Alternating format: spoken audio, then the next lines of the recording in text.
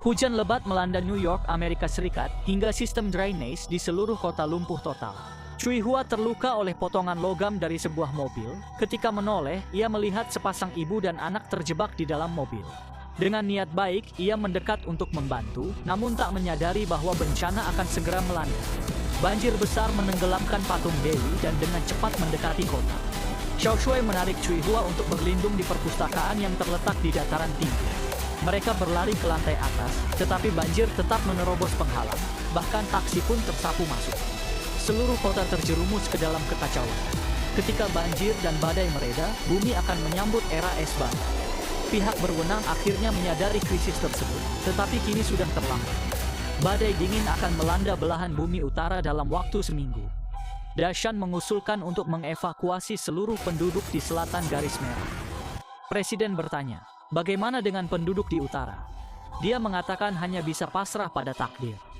Sementara itu, putra Dashan, Xiao Shuai, juga terjebak di utara dan sedang bersembunyi di perpustakaan. Dia turun ke lantai 1 dan menelepon orang tuanya.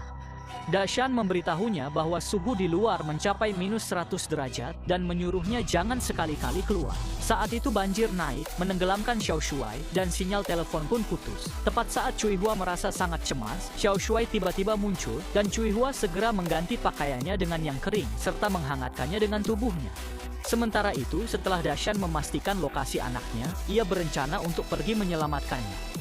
Kedua rekannya tidak tenang melihat Dashan pergi sendirian, sehingga memutuskan untuk ikut bersamanya.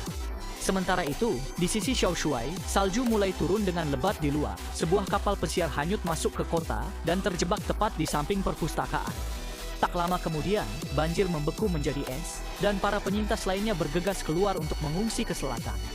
Orang-orang di perpustakaan juga berencana untuk berangkat, tetapi Xiao Shuai segera menghampiri mereka untuk mencegahnya, memberitahu mereka bahwa suhu di luar sangat rendah dan mereka akan mati kedinginan jika keluar sekarang.